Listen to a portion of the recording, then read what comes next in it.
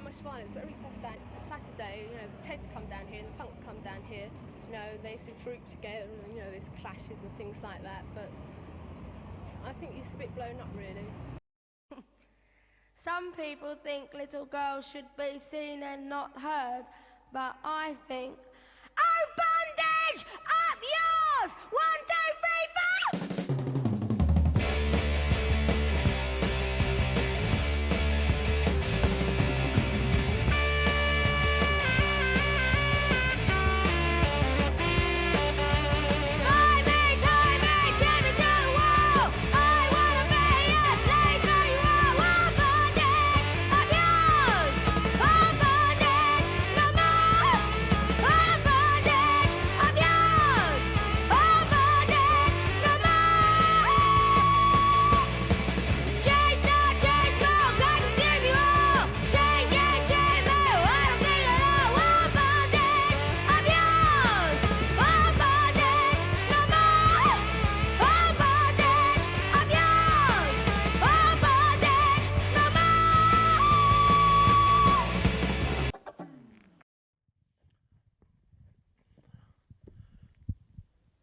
So, this is where I've spent the last year, sitting with my own thoughts.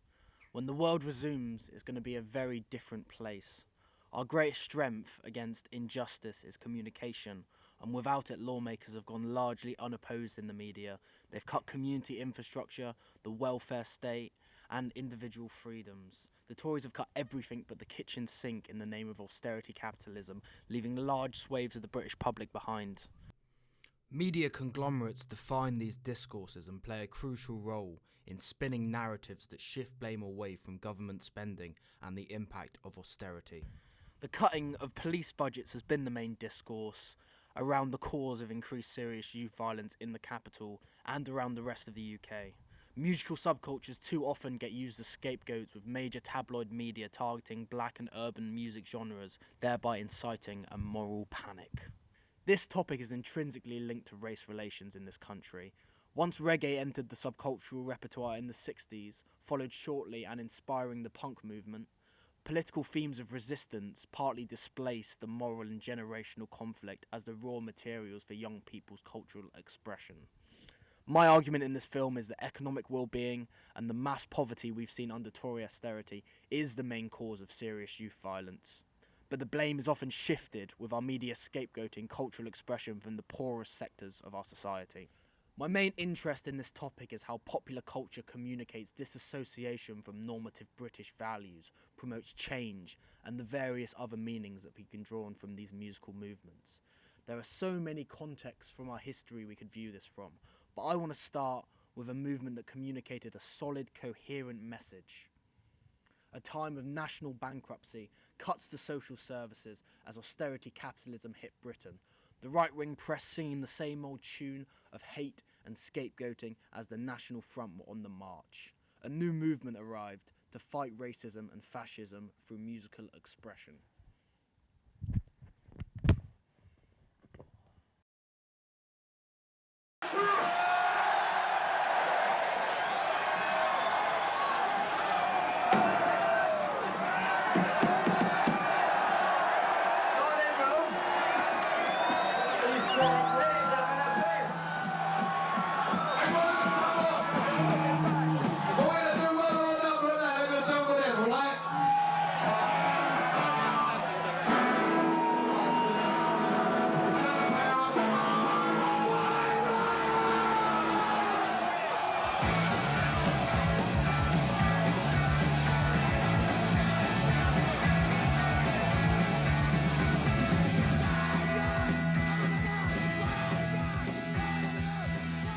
This movement was Rock Against Racism, a cultural movement that spearheaded the punk movement towards the fight for equality.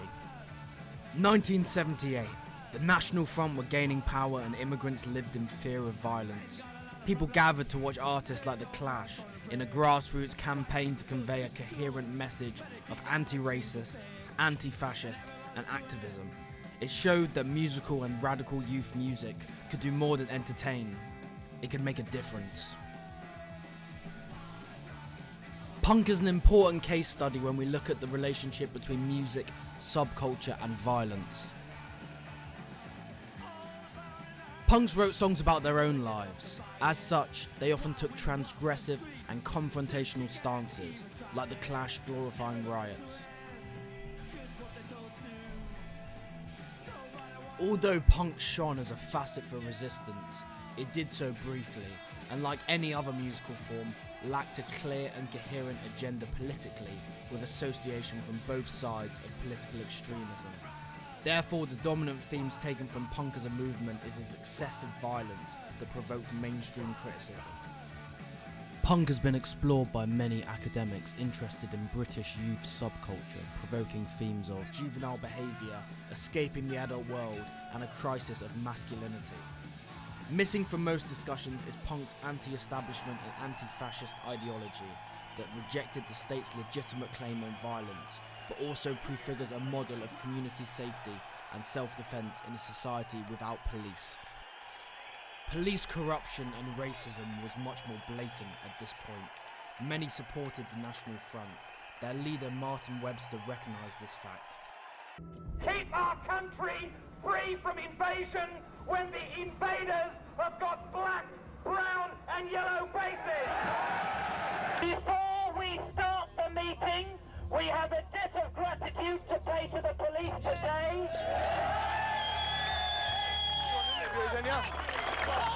As we usually do, I want you to show your appreciation for the unfortunate police who've had this problem today by giving them 3 rousing cheers for the police. Hip hip! Hip hip! Hip hip!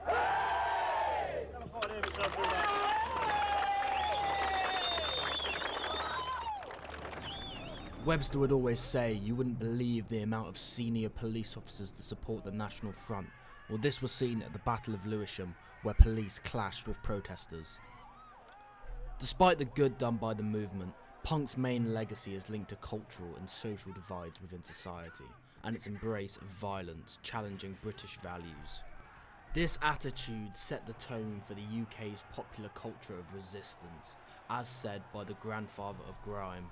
Grime is a product of punk rock. It stemmed from garage music. What did grime need to express? Grime needed to express no money. We have no money. Our families have no money. Okay, we're gonna steal for money or we're gonna work for money. I need to, you know what I'm saying? It was to break away from where we were put. The connection between punk and grime can be seen within the mixing pot that is UK culture. 125, doing up Bruce. Way too deep.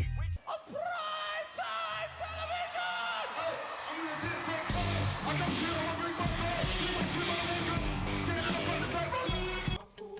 Much like punk, grime captured the imagination of the public and became a massive force within the music industry. Born out of East London, grime was young people reflecting their truth over high-tempo bassline music, inspired from 2000s era UK garage, jungle, dancehall and sound system culture. I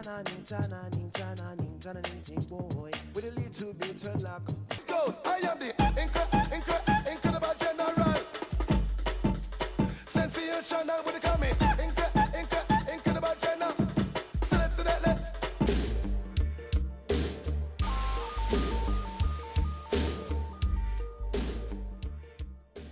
A new genre emerged, an amalgamation of Britain's diverse subcultural styles. Grime was Britain's cultural response to American hip-hop. In its infancy, it was underground, spread through mixtapes and pirate radio, largely ignored and overlooked by the mainstream press. It developed self-expression and identity to kids living in deprived areas of London, allowing them a platform to talk about their experiences. I got a black ski mask, but I don't ski, but I snowboard, dash an MC off peak. If one of you try violate me, you get a punch in the face with my front door key. Punch in the neck with my back door key. Boxing them out with my X6 key. Grime's meteoric rise has seen it dominate UK music over the last decade, with household names within the genre like Stormzy and Dave.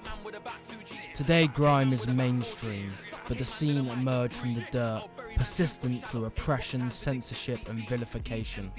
Grime reflects the lives of the poorest section of society, and its most influential artists have played a major part in fighting back against poverty, austerity, and inequality. Much like punk displayed a groundbreaking, coherent message with rock against racism, grime has followed in its footsteps. I'm let the tip of my pen show that yo Theresa May, where's that money for Grenfell?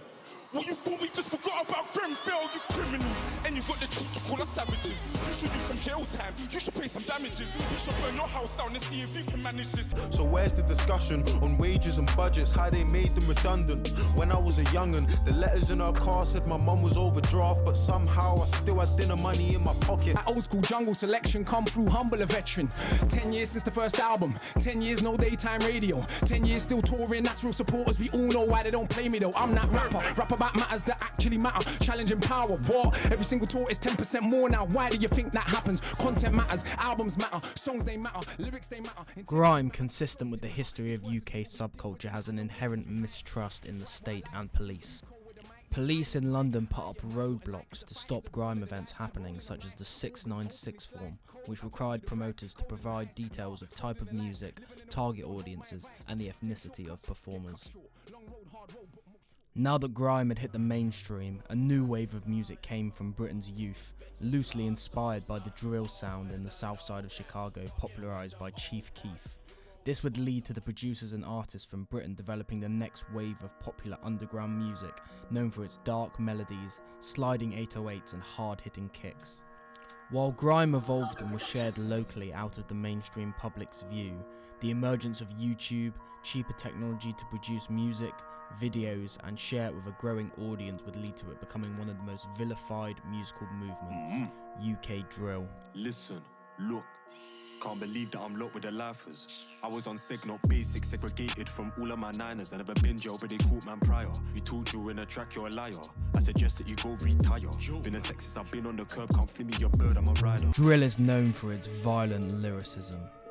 Even the name drill means to get into a violent confrontation with someone.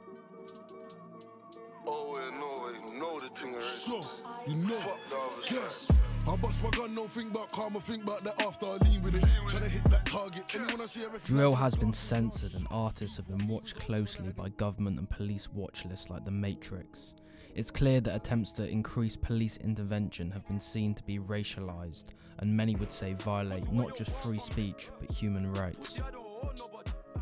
News outlets have been quick to connect drill and inner city violence, creating a media-fueled panic. This massively parallels the punk movement, although the music has become more and more provocative. If you keep knocking on the door and saying please, and you see someone with food on the other side of that door and you're saying please, can I have some of that food please? You're gonna knock gently. Maybe that was the music in the 80s. Like, hey, da-da-da. Then we had the 90s music. Maybe it was Ultimate Chaos and these type of groups and that. Trying to knock for the food to say, please, British society, can you let us have a part of what's going on? Can we be included? Then you got the 2000s music, grime and all them man there. Why'd you think that I'm stupid? I got brains, I can never be stupid. You can never use my name to make your ends jam. I won't turn up or stay at home with my girl and jam. Them man are getting more violent. Well, you know about the all-star pass. Don't want to see man driving his car. I'm behind kids for the leng in the car. I jumped out the car, put the leng to his car. Let us in be a part of the British society. Let us in. Acknowledge that we exist. Once again, refused. Now you got the new generation. Blow smoke like shisha. When we roll up, ain't talking reefer. Score points like FIFA. Can't hold these shots, man's far from a keeper. They sing like diva. I don't fuck with white like Justin Bieber. We ain't knocking no more. We're fucking booting down that door. We're booting down that door. We're coming with the most violent talk, the most outlandish things, because you weren't listening in the 70s. You weren't listening in the 80s. You weren't listening in the 90s. You weren't listening in the 90s. So now, we ain't caring if you're listening. We're coming to come to your front door and tell you this is what is going on in Britain right now. You might have to pay attention to this. Otherwise, your children won't pay attention to this. Then it's too late. Moral panic is raised to escalate blame towards sections of society that are largely powerless. We largely attribute deviance indiscriminately towards individuals that match our society's paradigm. Young, black and ethnic people living in working class areas of London. A crucial academic in this field is Stanley Cohen, and particularly his work on folk devils and moral panics, in which he deconstructs the mod and rocker movement in the 60s. To see those three different realities, the world that it looked like for the kids, the world that it looked like for middle-class magistrates sitting miles away who's never been to the beach, and the world that it was like for a Daily Express reporter, were different worlds. Not different worlds in the literal sense, but different worlds in the sense of different images of the same world. And that's what sociology is. You have to find some ways of reconciling, of finding the relationships between them. It is clear that there's a massive cultural divide within this country, as the main discourse around drill in the public region has been one of moral condemnation and blame for the violence in society. Drill artists do have responsibilities for the message they send out to the public, and drill's heavy link to gang culture has many wary of the genre. Conversations about the root cause of violence in society must be more comprehensive than blaming music. To do so would be a massive oversimplification that does not acknowledge the history and present of state exploitation and structural racism within our society. Akala is an author and rapper that has emerged as one of the leading academics in this area. He explores how blackness is used as an explanatory factor for violence in the media, as well as the deep-rooted societal issues that lead to acts of violence in our communities. What you see firstly is that this is not a new problem. Every generation pretends gang crime is a new problem. So when you look at the press reports they cite in their scholarship, it's this same sort of sense of moral panic, this unprecedented thing. When actually we've had violent teenage youth gangs for 150, 200 years, maybe even longer. And the social indicators of that violence have remained identical for almost 200 years, as have the sort of facile explanations. The social indicators for violent crime among young working class street gangs have remained consistent for 200 years. Relative poverty, masculinity, exposure to domestic violence, lack of education. You still need to get to the root causes of the reason, and the root causes are not going to be undermined simply by more police. You need to work with poverty, you need to work with domestic abuse, you need to work with different sociological and psychological factors, but I just don't think having more police on the beat is suddenly going to get rid of this massive... But that takes money and commitment. Serious violent crime is framed by the media correlating to blackness, and the success of urban genres like grime and drill has been used as ammunition against mostly minority ethnic communities. It is evident that gang-related knife crime is overblown in the media. A government document released in 2017 said that as little as 5% of all flagged knife crime with injury was gang-related. Instead of more police, longer prison sentences, and censorship of music, a more effective system has been seen to reduce serious violence that acknowledges its root causes, which has been very successful in Glasgow, the once murder capital of England. Glasgow has seen a dramatic reduction in serious youth violence, to the point that none of the murders of teenagers that occurred in 2017 occurred in Scotland. What approaches did they take in Glasgow? They took a public health approach, they took an interagency approach, they took an approach that saw violence in a holistic way. They saw the link between domestic violence and violence in the street. They saw the link between violence in society in general and violence in the street. They looked at early interventions, basically, coming into young people's lives and families' lives as early as possible and diverting them away from crime. Good education, good jobs, counselling. That was so dramatically effective. So the fact that there's all this hand-wringing and suggestion that an entirely different set of policies should be suggested for London, maybe Birmingham and Manchester. Glasgow dealt with violence outside of the traditional law and order approach, dealing with it as a public health issue. Early intervention was key and has had a profound impact, pointing to sustained long-term reduction in violent crime. People admitted to the city's hospitals with knife wounds has fallen by 65% between 2004 and 2016. Despite this effectiveness, UK government has responded by expanding police powers, use of stop and search, and criminal behaviour orders to censor young people's cultural expression. As we've seen, this is only likely to present more problems in society and lack any real effectiveness in preventing crime. In order to tackle these issues, we need to invest in our communities, support local grassroots campaigns to seek out the social indicators that will lead to violence within our society.